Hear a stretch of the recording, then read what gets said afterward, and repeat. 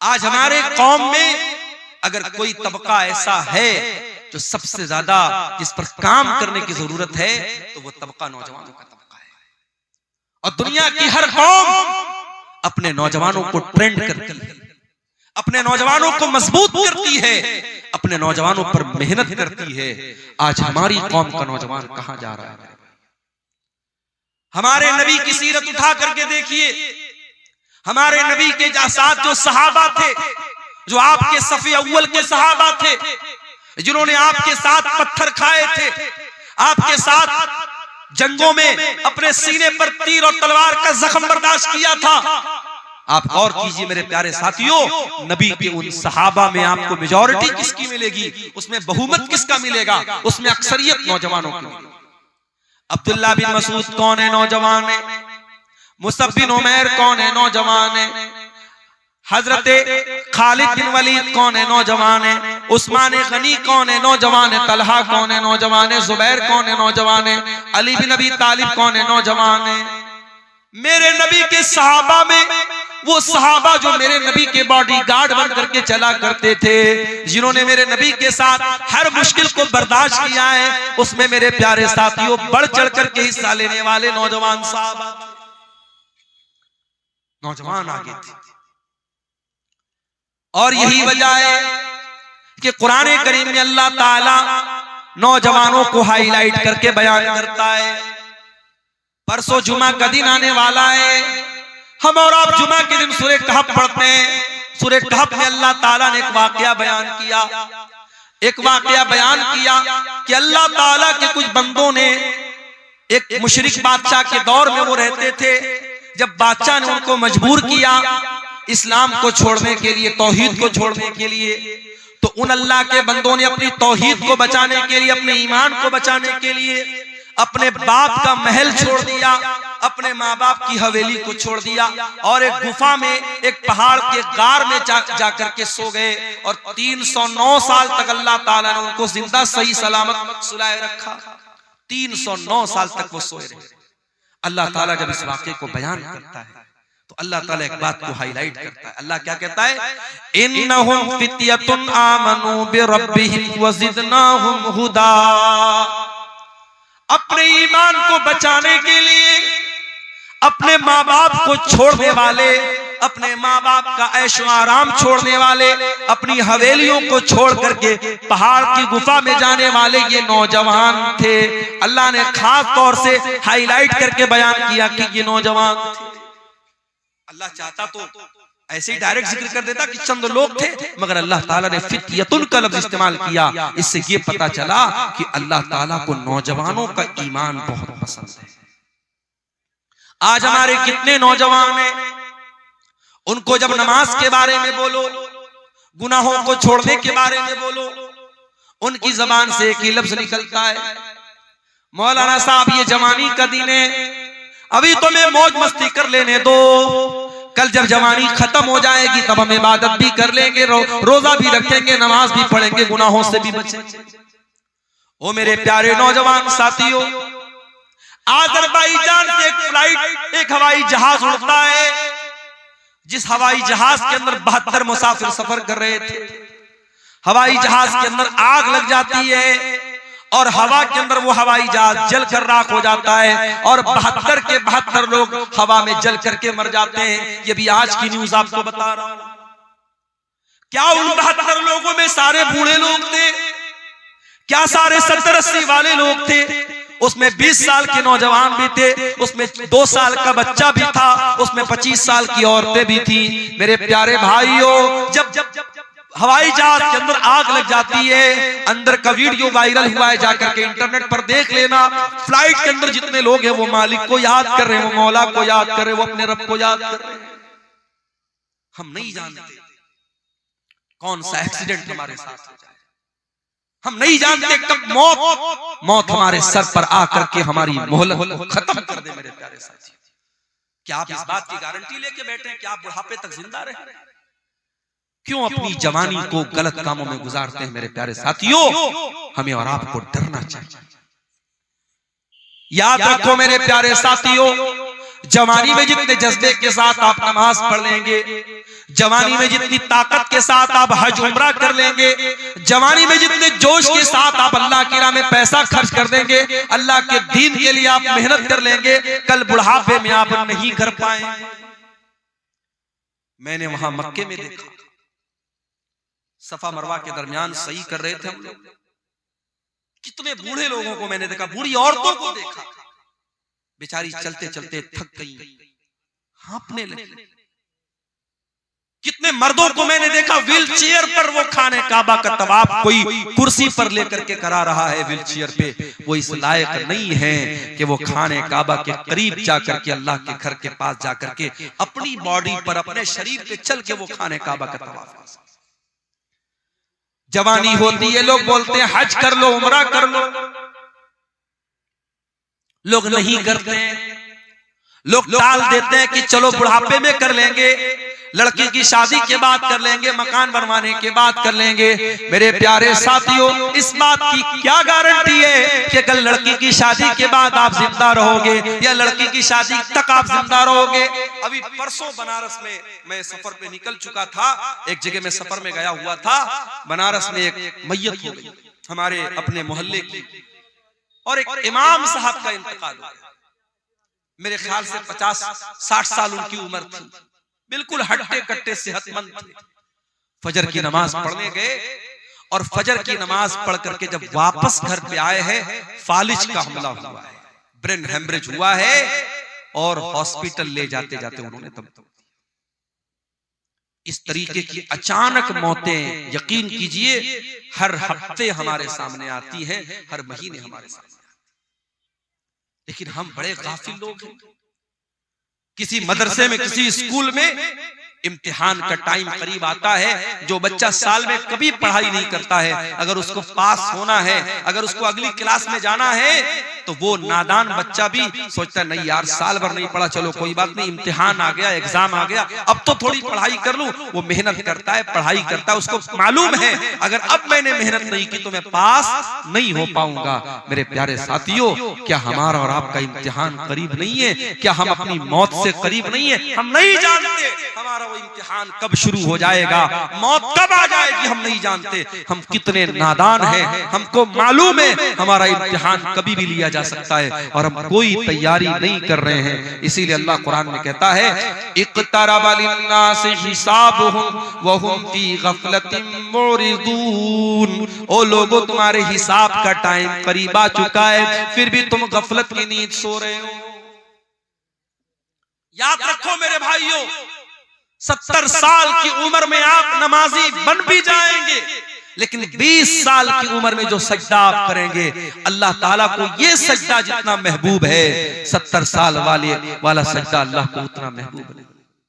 70 साल में कोई सुधर गया, 60 साल में कोई नेक बन गया, हम उसका मजाक नहीं उड़ा रहे, हम उस पर तंज नहीं कर रहे। कोई 60 साल की उम्र में अगर नमाज पढ़ रहा है बहुत अच्छी बात है, लेकिन तौबा करने का, अल्लाह की तरफ पलटने का, अल्लाह के दीन की तरफ आने का बेहतरीन टाइम जवानी का टाइम है। मेरे प्यारे साथियों, अपनी जवानी में तौबा करो, अपनी जवानी में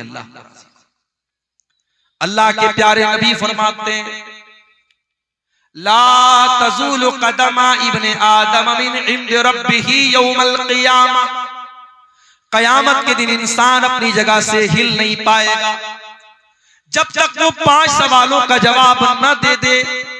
इन 5 सवालों का जवाब अब्दुल गफ्फार साहब को भी देना पड़ेगा, इन 5 सवालों का जवाब हुसैन सलफी साहब को भी देना पड़ेगा, हमारे नाज़िम इजलास साहब को भी देना पड़ेगा, उस्मान मुखिया साहब को भी देना पड़ेगा, पढ़े लिखे को भी देना पड़ेगा, अनपढ़ को भी देना पड़ेगा, दौलतमंद को भी देना पड़ेगा, गरीब को भी देना पड़ेगा, सीमांचल के लोगों को भी देना पड़ेगा, नॉर्थ इंडिया के लोगों को, साउथ इंडिया के लोगों को, सारे बंदों को, सारे इंसानों को देना पड़ेगा। ला तज़ूलु क़दमा इब्ने आदम, जो आदम का बेटा है, जो इंसान है, जो मर्द है, जो औरत है, हर इंसान को और मर्द औरत को इन 5 सवालों का जवाब देना है। अल्लाह, दुनिया का कौन सा एग्जामिनर है जो एग्जाम के पहले आपको पेपर आउट कर दे? पेपर आउट हो जाए तो एग्जाम कैंसिल हो जाता है। उस मालिक का करम देखो, उस रब्बुल आलमीन की रहमत देखो, उसने कयामत के दिन का पर्चा आउट कर दिया। जा मेरे बंदे, तू तैयारी कर। 5 सवाल का जवाब सबको देना, हिल नहीं सकते। पहला सवाल होगा अनुम्रिही फीमा अफना। ऐ इंसान, तूने अपनी जिंदगी को कहां गुजारा? जब तक तू बच्चा था, ना बालिग था, ना समझ था, तेरे गुनाह नहीं लिखे जाते थे, तेरी गलतियां नहीं लिखी जाती थी। जब तू 12-13 साल का हो गया, लड़की को पीरियड आने लगा, लड़के को दाढ़ी मूछ के बाल आने लगे, ज़ेरे नाप बाल आने लगे, लड़का बालिग हो गया, लड़की बालिग हो गई। अब बालिग होने के बाद से लेकर के अपनी मौत तक, चाहे तू 50 साल तक जिंदा रहा, 60 साल तक जिंदा रहा, 70 साल तक जिंदा रहा, जितनी तुझको जिंदगी मिली मेरे बंदे, तूने बालिग होने के बाद से लेके अपने आखिरी दिन तक तूने क्या क्या किया? चल पूरी जिंदगी का हिसाब दे। अल्लाह, 50 साल में, 60 साल में बालिग होने के बाद से लेकर बचपन का हिसाब नहीं लिया जाएगा। बचपन में जब इंसान ना समझे उसका अल्लाह के हिसाब नहीं होगा। उसके बाद से लेकर के मरने के दिन तक का हिसाब अल्लाह। अनुम्रिही फीमा, कहां गुजारा तूने जिंदगी, चल हिसाब दे। ये पहला सवाल होगा कयामत के दिन के पेपर। दूसरा सवाल वान शबाबिही फीमा अबला। ऐ मेरे बंदे, तू 70 साल दुनिया में रह के आया था, तेरे 40 साल के बाद की जिंदगी तो बड़ी अच्छी गुजरी। मस्जिद का मुतवल्ली भी बन गया, मदरसे का नाजिम भी बन गया, हाजी साहब भी बन गया, फजर की नमाज में लाठी लेके पहुंचने लगा, कोई गलत काम नहीं करता था, दिन रात अल्लाह अल्लाह करता था, बहुत अच्छी बात है। लेकिन ऐ मेरे बंदे, तू 20 साल से लेकर के 40 साल तक कैसा था? तेरी जवानी कहां गुजरी? तेरी जिंदगी का सबसे खतरनाक पीरियड कहां गुजरा? कहीं ऐसा तो नहीं तू शराब पिया करता था, कहीं ऐसा तो नहीं तू ज़िना किया करता था, कहीं ऐसा तो नहीं तू गंदी मूवीज देखा करता था, कहीं ऐसा तो नहीं तू नाजायज लड़कियों के साथ चैटिंग किया करता था, कहीं ऐसा तो नहीं तू होटलों में नाच गाना देखने जाता था। वअन शबाबिही फीमा अबला। मेरे बंदे, तू अपनी जवानी का हिसाब दे, तूने कहां गुजारा उसको? गौर कीजिए मेरे भाई, सारी जिंदगी का हिसाब अलग होगा और जवानी का हिसाब अलग। तीसरा सवाल वान मालिही मिन ऐन तसबहू। तूने माल कहां से कमाया? क्रिप्टो से कमाया, ड्रीम 11 से कमाया, मेटा ओजोन से कमाया, ऑनलाइन हराम एप्स के जरिए कमाया, सट्टा बाजार के जरिए कमाया, जुआ खेल करके कमाया, क्रिकेट पर सट्टा लगा करके कमाया, कैसे कमाया? ये बड़ा मसला हमारे नौजवानों का है। बेरोजगारी बढ़ रही है तो हमारा नौजवान ऑनलाइन जितने जुआ वाले और सट्टा वाले ऐप्स हैं, हमारा नौजवान बड़ी आसानी से उनके चंगुल में फंस जाता है। बेरोजगारी है, कोई काम नहीं है, नौजवान सोचते चलो यार अच्छा है, बैठे बिठाए पैसा आ जाए। मेहनत नहीं करना चाहता, कारोबार नहीं करना चाहता। मेरे भाइयों, आज मुसलमान अगर बिजनेस में पीछे है तो अपनी करतूत से पीछे। वल्लाह हमने गुजरात में देखा, मैं गुजरात में अहमदाबाद में गया, नडियाड में गया, सूरत में गया, मुसलमान अपने बच्चों को नौकरी नहीं करवाते। व्यापारी का बेटा व्यापारी, मारवाड़ी का बेटा मारवाड़ी, मुसलमान वहां अपने बच्चे को व्यापारी बनाता है। चाहे वो छोटी सी दुकान खोल के बैठा है मगर कारोबार कर रहा है, उसका माइंड कारोबारी है। आज इस मुल्क में हमें और आपको अगर अपने वजूद को बचाना है, हमें बिजनेस और कारोबार में भी आगे बढ़ना है। और मैं ये बात इसलिए कर रहा हूं क्योंकि अगर हमने अपने आप को बिजनेस में आगे नहीं बढ़ाया, आगे आने वाले दिनों में बड़ी कठिनाइयां हैं। इन मदरसों, इन मस्जिदों और हमारे दीन की बुनियादों पर जो दिन रात हमले हो रहे हैं, इन हमलों से अपना डिफेंस करने के लिए भी हमें पैसे की जरूरत पड़ेगी। आज हम जानते हैं सुप्रीम कोर्ट और हाई कोर्ट में वकीलों की फीस कितनी महंगी होती है। अभी हमारे उत्तर प्रदेश में मदरसों का केस चल रहा था, हाई कोर्ट का फैसला आ गया कि सारे मदरसे जो है गलत है, बंद कर दिया जाए, और 10,000 से ज्यादा जो टीचर थे उनकी नौकरी खतरे में पड़ गई। तो वहां मदरसों की जो एसोसिएशन है उसने इस मामले को सुप्रीम कोर्ट में उठाया और सुप्रीम कोर्ट में बड़ी महंगी वहां के वकीलों की एक सुनवाई की जो फीस होती थी 50-50 लाख रुपए होती थी, वो फीस उन्होंने पेमेंट किया और उसके बाद केस को लड़ा और जज साहब के सामने पूरे मामले को रखा और अल्हम्दुलिल्लाह सुप्रीम कोर्ट का जजमेंट आ गया कि नहीं, इतने सैकड़ों सालों से ये मदरसे चल रहे हैं, इन मदरसों को बंद नहीं किया जा सकता। सुप्रीम कोर्ट ने जजमेंट दे दिया, फैसला दे दिया। मेरे प्यारे साथियों, आज अगर कोई बेकसूर है और उसके खिलाफ कोई केस हो गया है, केस को लड़ने के लिए भी पैसे की जरूरत है, मस्जिदों को बनाने के लिए पैसे की जरूरत है, कब्रिस्तान और वक्फ की जमीन को बचाने के लिए आपको फंड की जरूरत पड़ेगी। और फंड कहां से आएगा? जब आप बिजनेस में आगे नहीं बढ़ेंगे, जब कारोबार में आगे। इसलिए हराम तरीके मत अपनाओ। कयामत के दिन तीसरा सवाल किया जाएगा, तुमने माल कहां से कमाया। चौथा सवाल, वफीमान फकहू, तुमने माल कहां पर खर्च किया था। हैप्पी न्यू ईयर मनाने के लिए किसी होटल का टिकट तो नहीं खरीदा था, नए साल के जश्न के मौके पर शराब में तो नहीं लुटाया था, सर्दी के मौसम में किसी पिकनिक स्पॉट पे जाके दोस्तों के साथ रंगरलियां मनाने तो नहीं चला गया था। आजकल लोग कश्मीर बहुत जा रहे हैं, हमारे इंस्टाग्राम पर मैंने देखा बड़ी रील्स आ रही है, लोग कश्मीर में जा रहे हैं, मियां बीवी जा रहे हैं और वहां जाके जो है बर्फ के ऊपर दिल बना रहे हैं कि साहब हम अपनी बीवी से बड़ी मोहब्बत करते।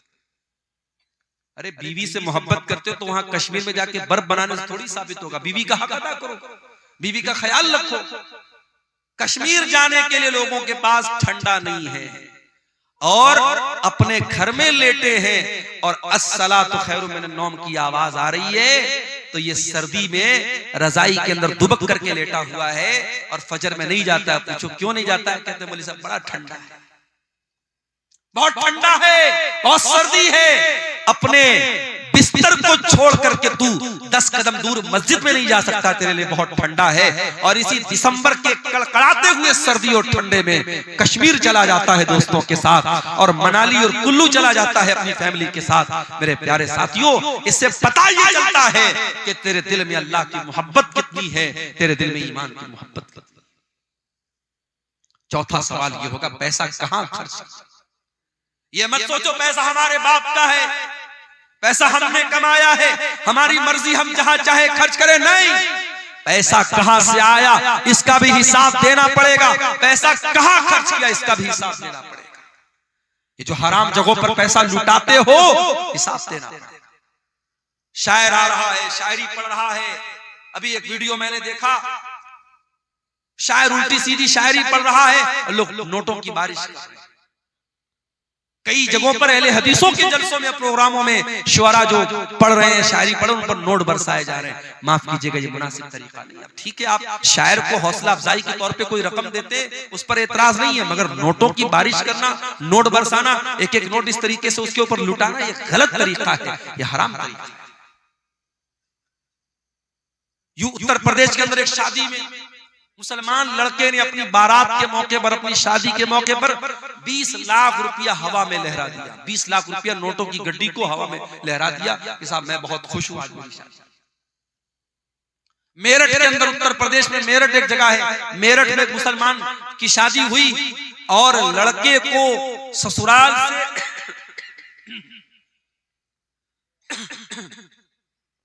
लड़के को ससुराल से 2.5 करोड़ रुपए की रकम मिली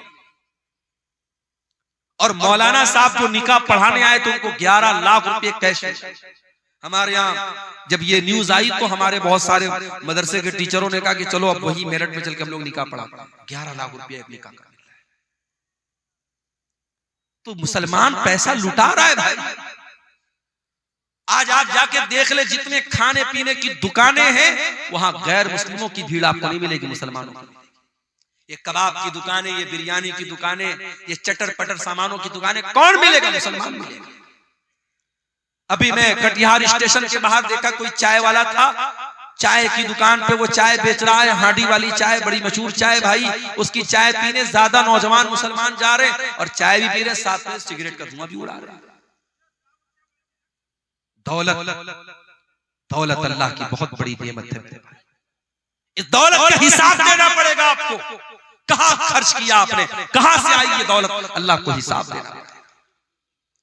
पांचवा सवाल किया जाएगा, व माज़ा अमिला फीमा अलीमा, तूने जो इल्म हासिल किया, हर साल तेरे मदरसे का जलसा होता था, तू परिवार के साथ जलसे में जाता था, औरत भी जाती थी, मर्द भी जाता था।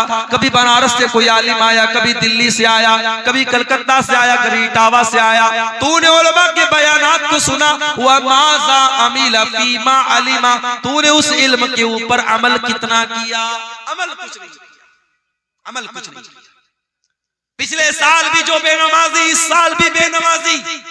पिछले साल भी जो सूद खाता था, इस साल भी सूद खा रहा है। पिछले साल जो जुआ खेलता था, इस साल भी जुआ खेल रहा है। पिछले साल जो ज़िना में मुलव्विस था, इस साल भी ज़िना में मुलव्विस है। मेरे प्यारे साथियों, अगर इतनी तकरीरों और जलसों के बावजूद अगर हम अमल नहीं करते हैं, माफ कीजिए, ये एनर्जी, ये पैसा, ये सरमाया, ये कैपिटल जो लग रहा है इन जलसों पर, इन तकरीरों में, सब बर्बाद न हो जाए, कहीं कयामत के दिन हमारे लिए मुसीबत न बन जाए। क्योंकि अल्लाह पूछेगा, व माज़ा अमिला फीमा अलिमा, तूने जो इल्म हासिल किया उस इल्म के ऊपर तूने अमल किया। मई जून का महीना आता है, हमसे गर्मी बर्दाश्त नहीं होती।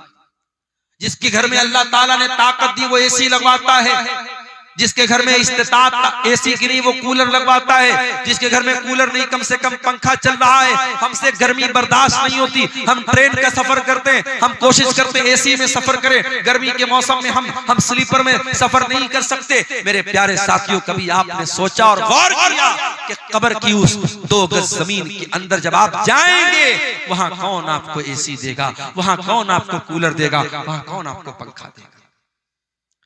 अल्लाह के नबी फरमाते हैं, अगर मरने वाले का अमल ठीक नहीं है, उसका अकीदा ठीक नहीं है, उसकी कब्र को उसके ऊपर तंग कर दिया जाएगा, उसकी कब्र को टाइट कर दिया जाएगा, इतना टाइट कर दिया जाएगा उसके बदन की पसलियां एक दूसरे के साथ मिल जाएंगी, और बहुत ही खतरनाक किस्म का फरिश्ता आएगा और ऐसी शक्ल में आएगा, बड़ी हैबतनाक शक्ल में आएगा, और हथौड़े से उसके सर पे मारेगा और वो चिल्लाएगा। वो मरने वाला जो कब्र में है वो चिल्लाएगा, और उसके चिल्लाने की आवाज को इंसान और जिन्नात के अलावा सारी मखलूकात सुनेंगी, सारे जानवर सुनेंगे। वहां उस कब्र के अजाब से बचने की मेरे भाइयों हमने क्या तैयारी की? कयामत के दिन जब सूरज 1 मील की दूरी पर होगा, गर्मी से लोग बेहाल होंगे, पसीने में डूबे हुए होंगे। अल्लाह के नबी फरमाते हैं, सबअतुन युज़िल्लुहुमुल्लाहु फी ज़िल्लिही यौमा ला ज़िल्ला इल्ला ज़िल्लुहु। कयामत के दिन 7 लोग ऐसे होंगे जिनको अल्लाह ताला अपने अर्श का साया देगा, और जिसको अल्लाह ताला अर्श का साया दे देगा उसको एसी की जरूरत नहीं पड़ेगी, उसको कूलर की जरूरत नहीं पड़ेगी, उसको गर्मी ही नहीं लगेगी, उसको पसीना ही नहीं बहेगा। समझो अल्लाह ताला अपनी स्पेशल एसी दे देगा कयामत के दिन। किसको? 7 लोग। नंबर 1, अल इमामुल आदिल, अदल इंसाफ करने वाला इमाम। इमाम किसको बोलते हैं? मस्जिद में नमाज पढ़ाने वाला इमाम यहां मुराद नहीं है।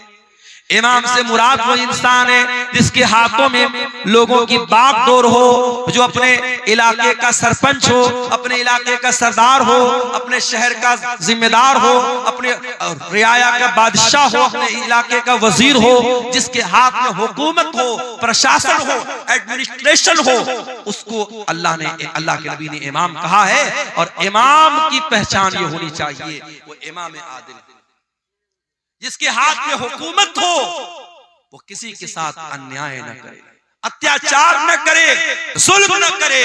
अगर हुकूमत है और अत्याचारी है, वो जालिम है, अल्लाह के उसकी बड़ी सख्त पकड़। नंबर 2, वशाफुन नशा फी इबादतिल्लाह, और अल्लाह ताला कयामत के दिन अपने अर्श का साया उस इंसान को देगा, उस नौजवान को देगा जिसकी जवानी अल्लाह की इबादत में गुजरी हो। जवानी अल्लाह की इबादत में गुजरी, जिसकी जवानी मस्तियों में, हराम कामों में, अय्याशी में न गुजरी हो, जिसने अपनी जवानी को अल्लाह की इबादत में गुजारा। शेख सादी कहते हैं, दर जवानी तौबा करदन शेवे पैगंबरी, वक्त पीरी गुर्गे जालिमी शवत परहेजगार। अरे जवानी में तौबा करो, जवानी में तौबा करना और अल्लाह की तरफ लौट के आ जाना, ये पैगंबरों का तरीका है, ये नबियों का तरीका है। बुढ़ापे में तो जालिम भेड़िया भी शरीफ बन जाता है। बुढ़ापे में तौबा कर ली तो कौन सा कमाल कर लिया। तौबा करना है तो जवानी में, नमाज की आदत डालना है जवानी में डालो। हज और उम्रा अगर अल्लाह ने दौलत दी है, हज और उम्रा जवानी में जाके करो, अपनी बीवी को लेके जाओ, जवानी में कराओ मेरे प्यारे साथियों। और जवानी में जब आप हज और उम्रा करेंगे उसकी एक अलग लज्जत मिलेगी। उसके बाद फरमाया, वरजुलानी तहाब्बा फिल्लाहि इज्तमा अलैहि व तफर्रका अलैहि। और दो लोग आपस में मोहब्बत करते हो अल्लाह के लिए, मिलते हो तो अल्लाह के लिए, जुदा होते हो तो अल्लाह के लिए।